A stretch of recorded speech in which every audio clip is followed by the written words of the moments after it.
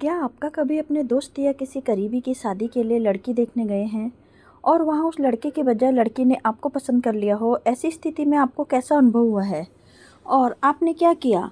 मैं तब ग्रेजुएशन में थी। ठीक हमारे बगल वाले घर में भी राजपूत परिवार ही रहता था। एक लड़की और दो लड़के थे उनके घर पर। दोनों लड़कों को मैं भैया बोलती थी और उनकी छोटी बहन भी मुझसे 4 साल उम्र में बड़ी थी, तो दीदी बोलती थी। दोनों भैया सुंदर, गोरे, बिल्कुल आंटी जैसे, मगर दीदी ज़्यादा ही सांवली थी, अंकल जैसे, लेकिन रंग रूप हमारे बस की बात नहीं थी।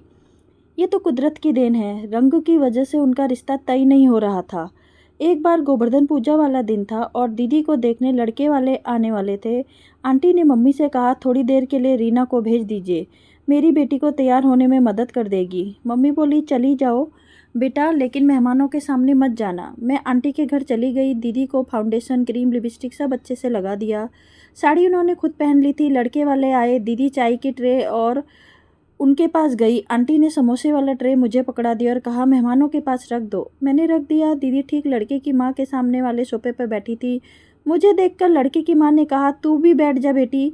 मैं बिना कुछ बोले सिर्फ मुस्कुरा दी और अंदर चली गई। लेकिन फिर से आंटी ने गर्मा-गर्म पकौड़े की प्लेट मेहमानों के सामने रखने को पकड़ा दी। क्या करती, रख दी उसे भी, लेकिन इस बार तो लड़के की माँ ने हाथ पकड़ के अपने पास ही बिठा लिया और लगी नाम, पढ़ाई वगैरह पूछने। मैं सोच रही थी कि मेरा इंटरव्यू क्यों ले रही है। फिर थोड़ी बात लड़के की माँ, बहन और पिता ने खुसुर फुसुर हुई। थोड़ी देर में लड़के की माँ ने कहा, बहुत खातिरदारी की आप लोगों ने, वैसे बुरा मत मानिएगा, हमें आपकी छोटी बेटी पसंद है। देखिए, आप पहले से बड़ी की ही शादी कीजिएगा, हम इंतज़ार कर लेंगे और हम खुद बड़ी के लिए रिश्ता ढूंढने में आपकी मदद करेंगे। सारे लोग चुप थे। उनकी बातों को सुनकर सिवाय मेरे मुझे दीदी के लिए बुला लग रहा था। मैंने विनम्रता से ही जवाब दिया, आंटी, मगर मुझे आपका रिश्ता मंजूर नहीं है। वैसे आप चिंता ना करो, हम अच्छी लड़की ढूंढने में आपकी मदद ज़रूर करेंगे। जोश में बोल तो दिया क्योंकि दीदी के अपमान से आहत थी, मगर फिर हाथ जोड़कर उनसे माफ़ी भी मांग ली और उन्हें बता दिया कि मैं इनकी छोटी बेटी नहीं हूँ, और घर चली गई। मम्मी को सब बताया तो उल्टी डांट ही पड़ी। इस बात का मुझे डर था, सो तुझे मेहमानों के सामने जाने से मना किया था। मम्मी ने आंटी से भी अफसोस व्यक्त किया। रीना की वजह से उनकी सिम्मी को पसंद नहीं किया गया।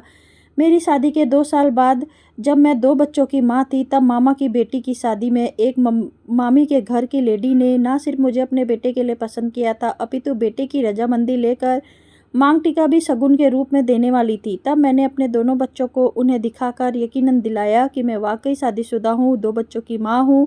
मैं इस घटना से पहले छोटा सा सिंदूर लगाती थी, लेकिन उसके बाद लंबा आगे निकाल कर अब सिंदूर लगाती हूँ।